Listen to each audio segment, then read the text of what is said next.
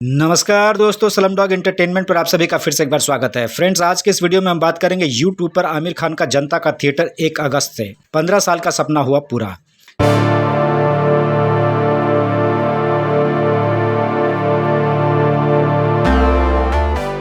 जी हाँ फ्रेंड्स, बॉलीवुड के perfectionist star Aamir Khan कुछ न कुछ क्रिएटिव करने की कोशिश करते रहते हैं। इसी कड़ी में अब वो एक और नई शुरुआत करने जा रहे हैं जिसका नाम है जनता का थिएटर। दरअसल आमिर खान पिछले 15 वर्षों से ये सोच रहे थे कि क्यों ना एक ऐसा प्लेटफॉर्म हो जहां उनकी सारी फिल्में हो और उनकी सारी फिल्में हर हिंदुस्तानी तक पहुंचे। इसी पर लंबे समय तक गंभीरता से मंथन करने के बाद अब उनका ये सपना यूट्यूब पर आमिर खान टॉकीज जनता का थिएटर के रूप में साकार होने जा रहा है, जिसकी विधिवत घोषणा उन्होंने कर दी है। पिछले दिनों ताजलैंड एंड में भव्य प्रेस कॉन्फ्रेंस आयोजित कर आमिर खान ने अपने YouTube channel Aamir Khan talkies जनता का थिएटर की घोषणा खचाखच भरे पत्रकारों के बीच कर दी, जो यूट्यूब पर 1 अगस्त से शुरू हो जाएगा। खान के इस यूट्यूब चैनल पर आमिर खान की तकरीबन सभी श्रेष्ठ फिल्मों की स्ट्रीमिंग होगी, जिसे देखने के लिए 100 रुपए का सब्सक्रिप्शन भी लेना होगा।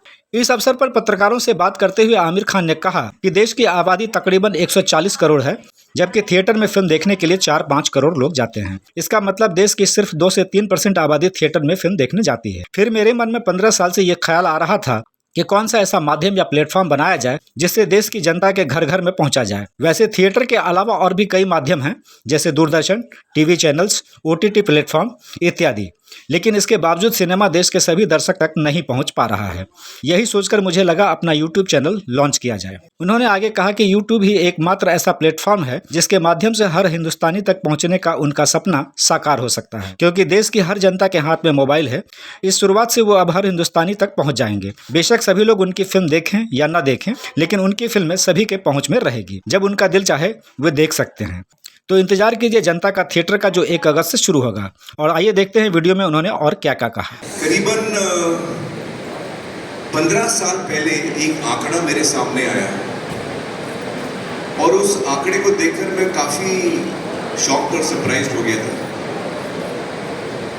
और वो आंकड़ा ये था कि हमारे थिएटरों में जो फिल्में चलती हैं, जो सबसे बड़ी हिट होती है हमारी थिएटरों में, उनमें जो संख्या है हमारी पॉपुलेशन, जो 140 करोड़ आबादी है हमारी, उसमें से लगभग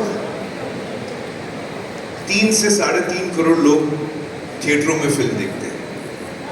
इसका मतलब ये हुआ कि 2 से 3% लोग हमारी आबादी के थिएटरों में फिल्म देखते हैं। ये बात मुझे करीबन 15 साल मेरे जहन में आई, और जब ये बात मेरे जहन में आई तो मेरा एक सवाल था अपने आप को कि एज ए फिल्म इंडस्ट्री, जब हम सिर्फ 2.5, 2 या 3% आबादी को पहुंच पाते हैं हमारे थिएटरों के जरिए, तो एज एन इंडस्ट्री हम बाकी 98-97% को हम कैसे पहुंच रहे हैं, उसके बारे में हमने सोचा है। हम उसको कैसे, ये जो बहुत बड़ी पॉपुलेशन है हमारे देश की, भारत की, उसको हम कैसे पहुंच पाएंगे, सिनेमा हर आदमी तक कैसे पहुंच पाएगा। तो उस वक्त फिल्में थिएटर में लगती थी, फिर वीडियो आया, फिर VCD आया, फिर DVD आया, फिर केबल आया, बहुत सारे माध्यम आए रिलीज करने के लिए। लेकिन मैं उस सोच में था कि हम किस तरह इसका एक तोड़ निकाल पाएं कि हम हर जगह पहुंच पाएं। और मैंने कई कोशिशें भी की, कोई ठोस कोशिश नहीं की। बात मेरे जहन में ही थी, मैं सोच रहा था, मुझे एक आइडिया आया, मुझे वो ठीक नहीं लगा, दूसरा आइडिया आया, वो ठीक नहीं लगा, और किसी ना किसी वजह से जो चैलेंज से मैं जूझ रहा था, उसका मैं हल नहीं निकाल पा रहा था। और फिर मुझे रियलाइज हुआ कि वो हल निकलने के लिए कुछ चीज़ें होना ज़रूरी है। और फिर हमारी सरकार ने UPI लाया, और जब UPI आया हिंदुस्तान में, तो इलेक्ट्रॉनिक पेमेंट्स, जो हम डिजिटल पेमेंट्स जिसको हम कहते हैं, वो बहुत आसान हो गए। आज हिंदुस्तान पूरे वर्ल्ड में नंबर 1 कंट्री है इलेक्ट्रॉनिक पेमेंट्स के लिए। तो ये एक बहुत बड़ा चेंज आया। दूसरा जो चेंज आया वो ये कि इंटरनेट पेनिट्रेशन बढ़ते गया। आज हमारा इंटरनेट पेनिट्रेशन बहुत ज़्यादा है और हर रोज़ बढ़ रहा है। तो तो ये जब ये दो चीज़ें हुई कि इंटरनेट पेनिट्रेशन हर जगह पहुंच गया और यूपीआई आ गया, इलेक्ट्रॉनिक पेमेंट्स हर आदमी कर रहा है आज की तारीख में, तब मुझे एहसास हुआ कि अब ये वक्त सही है। जो हम अंग्रेजी में बोलते हैं time is right for a perfect storm. तो मुझे लगा कि ये वो समय है जब हम जो मैं सोच रहा था उसका अब मुझे एक उत्तर मिला, और वो उत्तर ये था कि आज हम किसी भी अगर डिजिटल प्लेटफॉर्म पे आए जिसकी पहुंच बहुत ज़्यादा है, ताकि हम हर आदमी तक पहुंच सकते हैं इंटरनेट के ज़रिए, तो आज हर हिंदुस्तानी या ज़्यादातर हिंदुस्तानी के पास वो एबिलिटी है इलेक्ट्रॉनिक पेमेंट करने की। और तब मैंने सोचा कि YouTube वो प्लेटफॉर्म है जो ऑलमोस्ट हर आदमी यूज़ करता है, हर डिवाइस पे आपको वो मिलेगा, स्मार्टफोन्स पे मिलेगा, आपको स्मार्ट टीवी पे मिलेगा, स्मार्ट जो टैबलेट्स हैं उस पे मिलेगा। तो YouTube बहुत सारे डिवाइसेस में प्री लोडेड आता है, और YouTube का जो पेनिट्रेशन है हिंदुस्तान में, दुनिया भर में बल्कि, वो बहुत बड़ा है।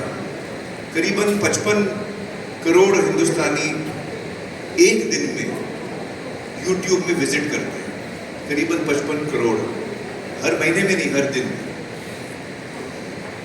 तो तब मुझे एहसास हुआ कि ये जो मैं सोच रहा था उसका मुझे फाइनली आंसर मिला है कि अगर मैं YouTube पे आऊँ, इंटरनेट के ज़रिए मैं हर जगह पहुँच सकता हूँ, और यूपीआई आने के बाद इलेक्ट्रॉनिक पेमेंट्स हर हिंदुस्तानी कर सकता है। तो फाइनली मुझे उसका जवाब मिला,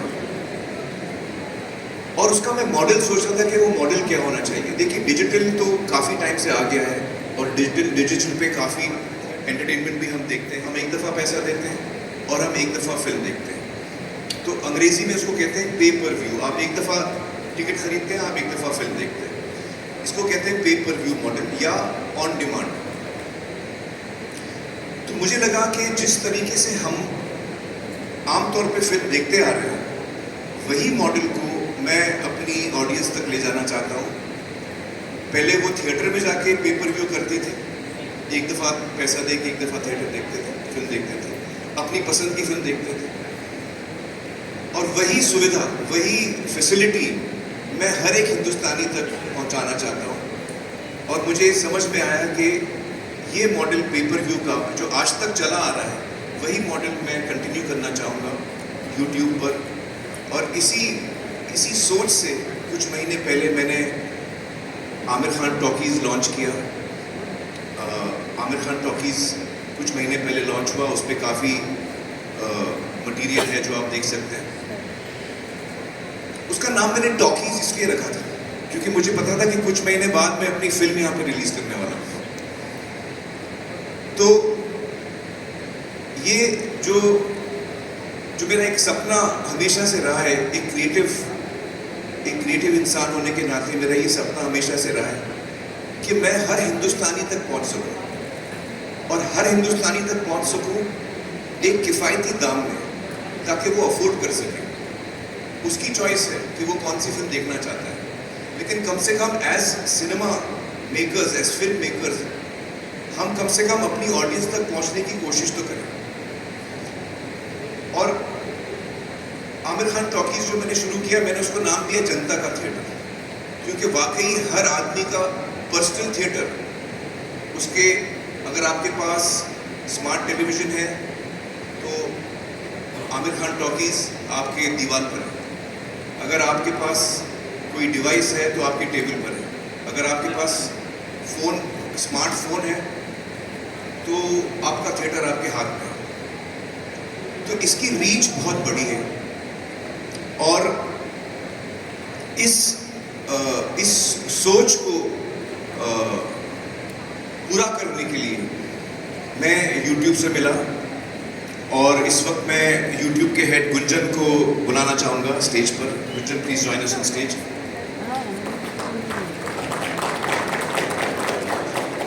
मेरे इलाके में दूर दूर तक कोई थिएटर नहीं है, तो मैं कैसे जाके देखूँ? क्या मैं करूँ कि मैं वो फिल्म देख सकूँ जिसकी मैंने इतनी तारीफ सुनी है? मैं देख ही नहीं पाता। और भी वजह है जिसकी वजह से लोग फिल्म नहीं देख पाते थिएटर में। कुछ लोग उस वक्त जब थिएटर में चल रही है फिल्म या रिलीज़ होती है तो कुछ लोगों की तबीयत ठीक नहीं होती, कुछ लोग एल्डरली होते हैं, अलग अलग वजह से कुछ लोग थिएटर नहीं जा पाते। सबसे बड़ी वजह मुझे लगता है कि जो डेंसिटी ऑफ थिएटर्स है वो शायद सबसे बड़ी वजह है। और ये एक जो कोशिश है मेरी वो ये है कि मैं सिनेमा को घर घर में ले जाऊं, मैं सिनेमा को हिंदुस्तान के गांव गांव में ले जाऊं और हर ऑडियंस तक हम पहुंच पाए। और ये डेमोक्रेसी है ऑडियंस के लिए कि वो कौन सी फिल्म कब देखना चाहे। जब आप डिजिटल पे हैं, यूट्यूब पे हैं, वीडियो ऑन डिमांड या पेपर व्यू पे हैं, तो आप अपना समय तय कर सकते हैं आपको कब देखना है, आप अपनी जगह तय कर सकते हैं आपको कब देखना है, किसके साथ देखना है। ये सारा फ्रीडम आपको मिलता है। तो ये सारी वजह थी जिसकी वजह से मुझे लगा कि ये एक आइडिया है जिसका वक्त आ गया है। हम लोग पिछले सालों में जब से कोविड आया है हम सुन रहे हैं कि थिएटर के फुटफॉल्स कम हुए हैं, लोगों की आदतें बदल चुकी हैं। और ये सिर्फ हिंदुस्तान में नहीं है, ये दुनिया भर में हम ये ट्रेंड देख रहे हैं कि फुटफॉल्स थिएटरों में कम होते जा रहे हैं। आई सपोज कि इंटरनेट, डिजिटल, सेल फोन आने के बाद, स्मार्टफोन आने के बाद हमारी जिंदगियां बदल चुकी हैं, हम एज ह्यूमन बींग्स बदल चुके हैं। आज मुझे जो ज़रूरत होती है मैं फ़ोन पे उसको ऑर्डर करता हूँ। अगर मुझे कुछ खाना ख़रीदना है तो मैं फ़ोन पे ऑर्डर कर सकता हूँ, कपड़े ख़रीदने हैं, जूते ख़रीदने हैं, दवाइयाँ ख़रीदनी है, ब्लड टेस्ट कराना है, आपको फ़्लाइट लेनी है, आपको होटल बुक करना, जो चीज़ आप करना चाहें आज आप सेल फोन पे करते हैं। तो आज के ज़माने में अगर आप डिजिटल प्लेटफॉर्म पे नहीं हैं तो आप बहुत सारे लोगों के लिए इररिलेवेंट हो जाते हैं, वो आप तक पहुंच ही नहीं पाते। और हर इंडस्ट्री ने इसको अपनाया है। मुझे लगता है कि फिल्म इंडस्ट्री को थोड़ा वक्त लगा है इस चीज़ को पूरी तरह अपनाने में, लेकिन मेरी ये उम्मीद है कि ये जो कोशिश हमने शुरू की है उससे नए दरवाजे खुलेंगे। मुझे लगता है कि बहुत सारे यंग फिल्म मेकर्स हैं जो फिल्में बनाना चाहते हैं, फिल्में बना भी लेते हैं। हिंदुस्तान में सबसे ज़्यादा फिल्में बनती हैं साल में, लेकिन सारी फिल्में रिलीज़ नहीं होती। शायद उसकी आधी भी फिल्में रिलीज़ नहीं होती। बोला मैं राइट? आधी से कम फिल्में एक्चुअली थिएटर में उनको जगह मिलती है, क्योंकि इतने थिएटर्स भी नहीं हैं, बहुत सारे वजह हैं उसके लिए।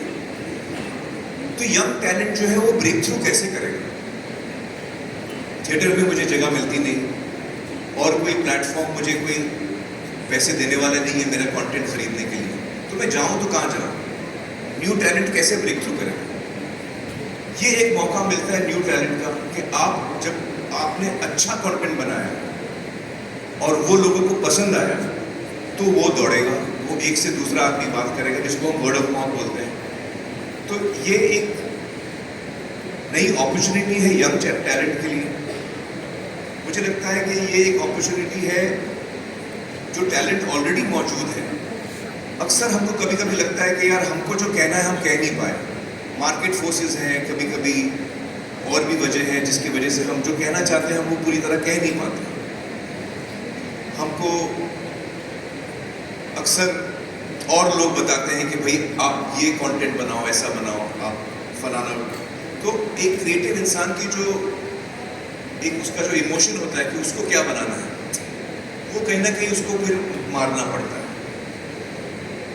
लेकिन अब मैं जो चाहूँ मैं बना सकता हूँ। I am the person who will decide what I want to make and I decide even what is the economics of it. उसकी तो फ्रेंड्स, स्लमडॉग एंटरटेनमेंट के बॉलीवुड अपडेट में बस इतना ही। उम्मीद करता हूं कि आपको ये अपडेट अच्छा लगा होगा, और अगर अच्छा लगा होगा तो लाइक, कमेंट, शेयर, सब्सक्राइब और फॉलो जरूर करें। और बने रहे हमारे साथ में लेटेस्ट अपडेट के लिए। मिलते हैं फिर किसी दूसरे अपडेट के साथ, तब तक के लिए take care, have a nice day.